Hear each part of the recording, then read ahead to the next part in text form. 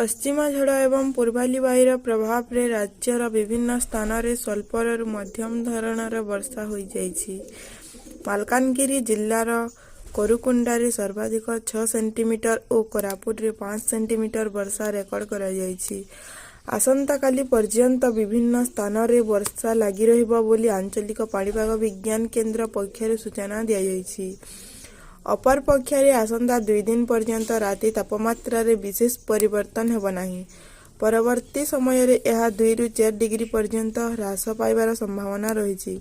आसंता 24 घंटा मध्य उपकूल ओडिशा समस्त मयूरभंज, केन्दुझर, अनुगुल, ढेंकानाल, बौद्ध, कंधमाल, कलाहांडी, नवरंगपुर, रायगड़ा, कोरापुट और मालकानगिरी जिल्लार केतेक स्थान रे स्वल्परू मध्यम धरण वर्षा संभावना रही बोली भुवनेश्वर आंचलिक पाणीपाग केन्द्र पक्षरु सूचना दिया जाइछि।